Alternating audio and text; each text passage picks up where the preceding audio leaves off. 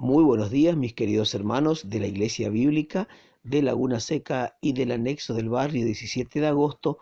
Estamos aquí en tiempo de cuarentena compartiendo mientras tanto un estudio del libro de Isaías, donde estamos desarrollando del capítulo 21, versículo 13 al capítulo 22, versículo 25, porque hoy vamos a enfocar el juicio que Dios a través del profeta Isaías, está diciendo que iba a enviar sobre varias naciones circundantes a Israel. Hoy nos toca entonces a Arabia y también Judá y Jerusalén.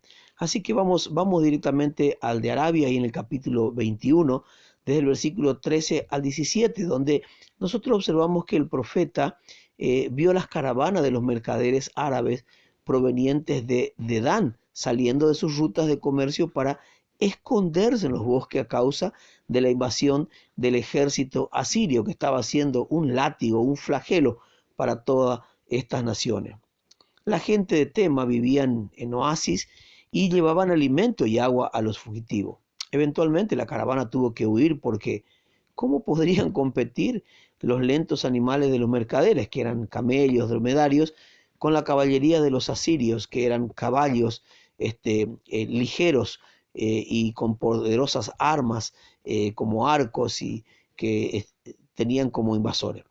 Como un jornalero, Dios tenía un contrato que cumplir, como nos muestra ahí en el capítulo 16, versículo 14. Dentro de un año, la pompa y gloria de las tribus árabes se habría desvanecido. El pueblo de Judá, que se estaba comportando con sus vecinos paganos, y se estaba comportando igual que los vecinos paganos.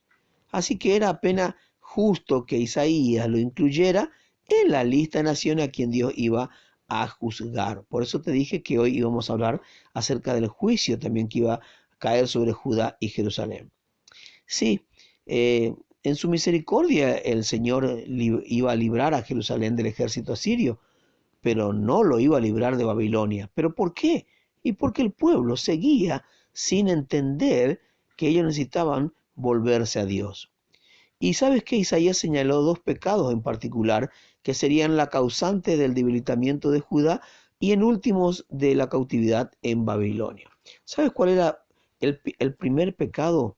Era la incredulidad del pueblo, ahí como nos muestra en el capítulo 22 de Isaías del versículo 1 al 14. Mientras puede parecer que algunas partes de toda esta descripción a la invasión asiria del tiempo de Ezequías se hace referencia principalmente a la conquista de Babilonia sobre Jerusalén. En el tiempo de Isaías, Jerusalén era una ciudad alegre, donde la gente participaba en todo tipo de celebraciones.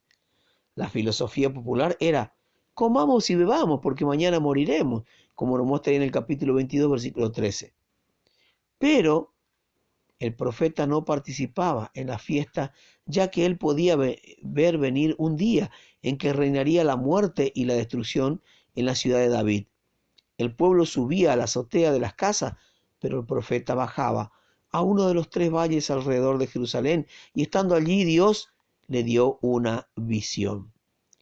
Él vio a gente muriendo, no a causa de heridas de guerra, sino de hambre y enfermedad, ahí en el capítulo 22, versículo 2.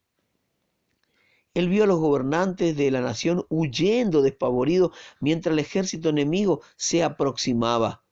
La gente hacía todo lo posible como preparación para un asedio prolongado, reuniendo todas las armas, fortificando las murallas, haciendo mantenimiento del suministro de agua y construyendo un estanque entre los muros. Pero todo este trajín de estos preparativos no podría librarlos del enemigo. La defensa de Judá quedó desamparada. En su falso sentido de confianza se decían a sí mismos, de la misma manera que el Señor libró a Jerusalén de Asiria, así también nos librará de Babilonia. El pueblo hizo todo lo posible, menos poner su confianza en el Señor. Fíjate ahí en el versículo 11. En lugar de festejar, bebieron, debieron haber estado ayunando, implorando, vistiéndose de cilicio y rapándose el cabello como un motivo de aflicción. Pero ¿qué pasó? Dios había enviado muchos profetas a la nación para advertirles, pero el pueblo no había querido escuchar. Ahora era demasiado tarde. Sus pecados no podían ser perdonados porque sus corazones eran duros. Judá iría a cautividad y la palabra de Dios dada a Isaías se habría de cumplir. Otro de los pecados que Dios marcaba a través del profeta Isaías de su pueblo era la infidelidad de los líderes. Oh, si tuviésemos líderes nosotros temerosos de Dios en nuestro país, en nuestra provincia, no líderes idólatras, irreverentes, ladrones, que lo único que están pensando y maquinando son llenar las arcas de sus bolsillos. Si los líderes hubieran sido fieles al Señor, llamando al pueblo al arrepentimiento, habrían podido tener esperanza, pero había demasiados líderes que eran como Sebna y pensaban únicamente en ellos mismos. ¿Sabes? Sebna tenía una posición de tesorero, o sea, de mayordomo. Era segundo en autoridad después del rey Ezequías. Vaya lugar. Pero, ¿qué hizo él? Utilizó su autoridad y posiblemente el dinero del rey para edificar para sí una tumba monumental y adquirir carruajes. Sebna no era un hombre espiritual y probablemente apoyaba al partido pro Egipto que había en Judá. ¿Qué hizo Dios? Juzgó a Sebna destituyéndolo de su cargo.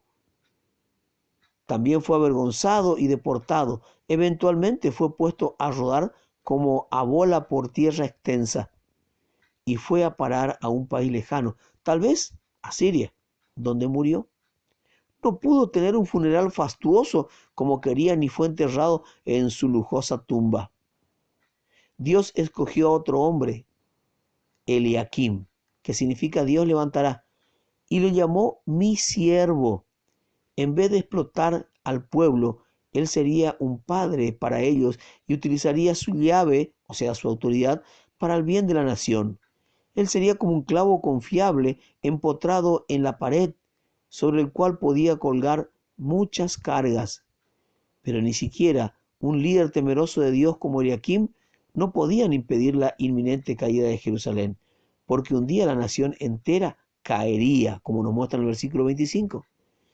Pero ¿sabes qué? Lo bueno es que Eliakim es un tipo figurativo del Señor Jesucristo, como nos dice en Apocalipsis capítulo 3, versículo 7. El mayor siervo de todos. Mis queridos hermanos, con esta pandemia que nosotros estamos viviendo, ¿acaso nuestros líderes no se comportan igual? Aprovechando la situación de tristeza, de dolor y de muerte de la gente, los sigue oprimiendo, siguen robando, haciendo malversaciones, haciendo negocios fraudulentos.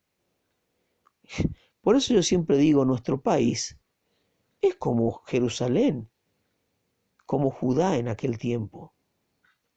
Pensamos que creemos en Dios, pensamos que somos un país al cual Dios tendría que tener misericordia de nosotros. ¿Por qué? ¿Por qué habría de tener?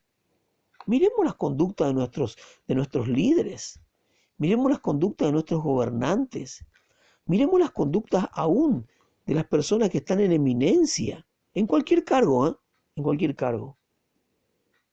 Dejamos mucho que desear. Y esto es para que nosotros nos examinemos a nosotros mismos, si es que estamos en la fe, y volvernos a Dios, que es amplio en perdonar.